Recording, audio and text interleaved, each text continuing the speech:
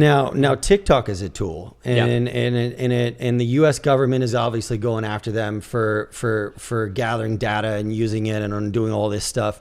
I mean, is that a tool that someone new should be using right now? I think so, because are they gonna go after it? Short form, I personally strongly dislike TikTok, but just look at it like short form. If you create one short form piece of content, you can put on TikTok, Reels, YouTube Shorts. So TikTok is just a platform. I think Shorts create the best reach, and when you're starting out, you want to get the best reach possible. Well, ideally, at any level, you want to get the most reach, but starting out, it's really hard to get organic views. If you're putting a lot of time and effort into one piece of content and 10 people watch, it's just hard to get reach, and so Shorts provide that. And I think that is an element of social media that has now become really prominent in the last year. Do they have any data? Because I just realized, and I know it starts to make me feel kind of old, but I just realized that I can, on the YouTube app, flip through shorts of the people I specifically follow, just like obviously you can on Instagram. So do you think that that's a huge area of opportunity? Like, do they have any data, and how often are people using YouTube and just flipping through shorts as opposed to like Instagram, TikTok, and what have you? I think shorts create good brand awareness. And so they're a tool in that regard, just getting your name out there. Oh, Spencer, that's the guy who talks about house hacking. Maybe you don't follow me, but if you can associate a brand, if you can get everyone to know that you're a house hacker, you're probably selling a lot of product. Yeah.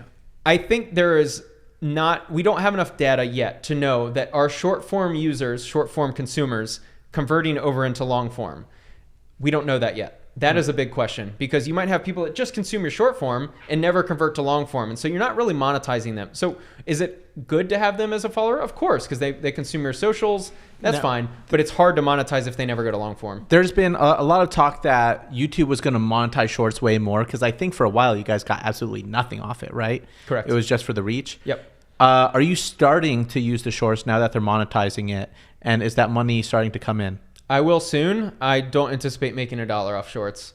I still think the monetization is very weak. And it's looking like the U.S. government could ban TikTok, maybe not, maybe at least force them to sell. If the U.S. government does ban TikTok, do you think everyone's going to go over to YouTube Shorts or to Instagram Reels or to those platforms, or do you think a new one will come up? For about 6 months until a new one comes up. Because the actual technology itself isn't that crazy. I mean, it's the algorithm that's really strong about TikTok, but the platform itself is not difficult to create. So I've used them all. I think TikTok is amazing. It works. Using YouTube, they need a special app. Instagram, the problem with them is it's all your friends, pictures. TikTok is just all random when you go on. So you could, but it'll show you your people you're following. Do you think Elon Musk should bring back Vine?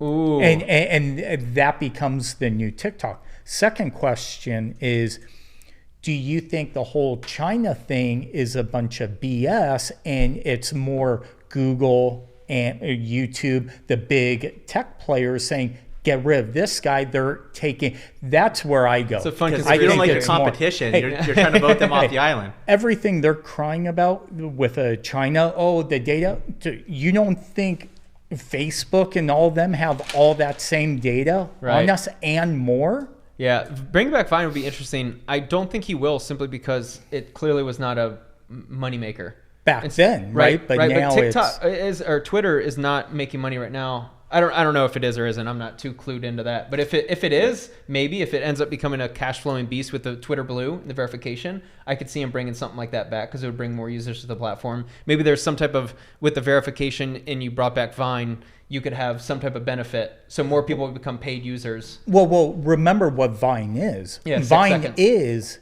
essentially TikTok. Yeah. Twitter owns it, right? Correct. So, but they closed it down. If they reopen it, it's its own app. Yep. And it actually, instead of 6 seconds, now you do 3 minutes. Oh, I see. And that is what TikTok is. Yeah, that's a good point. It's the same where you scroll through. Yeah, maybe so. I think YouTube is going to be the winner out of all this. I stand by it. I fully believe it. I think in 5 or 10 years it will be the winner, and I think it's the winner now, and it still will be. So, as to wrap up a little bit here, so you think YouTube is going to be 5 or 10 years from now? Where do you think the social media landscape will be? And then also, I want you to add in TV to that. I think TV is going to slowly fade out. I think YouTube is the new TV. It already is.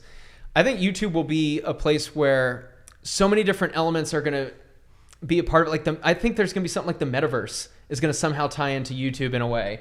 These companies iterate so fast. And so I don't even know how to think 10 years ahead. Because think back 10 years in 2013. Think of where we are at today. It feels normal. But if you look at the expansion of the growth is exponential. It's insane. Like where YouTube was in 2013 versus 2023, it's normal to be a YouTuber now. In 2013, it was like weird. It was uncool. You're videotaping yourself and putting it on the internet. You were kind of weird, this weird subculture. But anyway, where it is in 10 years, I have no idea. But I think it's the big power player because there's no other platform that can monetize like YouTube. You can't build a brand. It's so hard to do. On Instagram, it's completely pay for play at this point. I think Twitter is short form. You can build up some type of brand, but in a different way. Video content is here to stay. It's just so valuable. I think the content will be much, much better. I think in 10 years, we could see, I think the barrier to entry is going to get so high within about 2 years that it's going to be really hard for new creators. The benefit of YouTube, though, versus like a Netflix, is the barriers will always be low. We always want that element. I want to feel like my neighbor's making a video about the best makeup package to buy.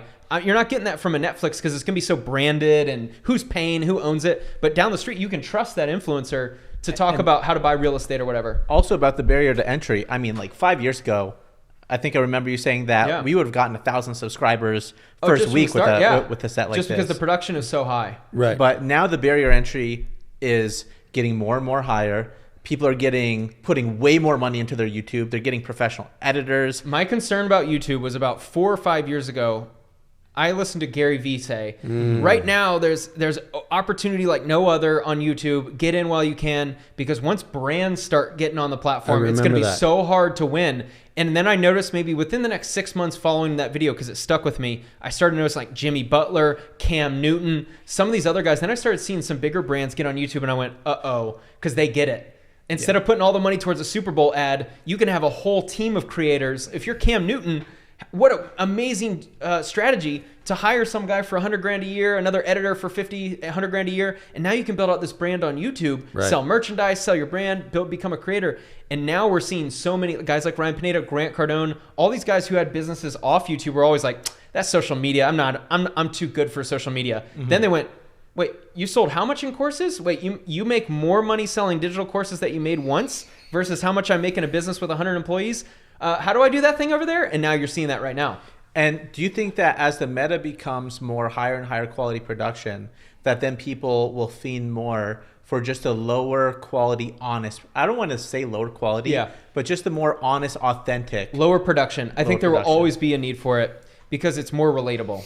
Yeah. That is what makes YouTube so special. It's been the ethos from the start. It was always people starting a video series in their bedroom, and it was something creative and it was unique, and you didn't want it to be a Sony Red camera or whatever that's, I think Sony made with the Red camera. You didn't want it to be some $10,000 camera in an editing team because you wanted it to be like, dude, if I saw that guy in the street, I would say what's up and he'd be my friend. Yeah. But whereas a celebrity, you've never felt that connection.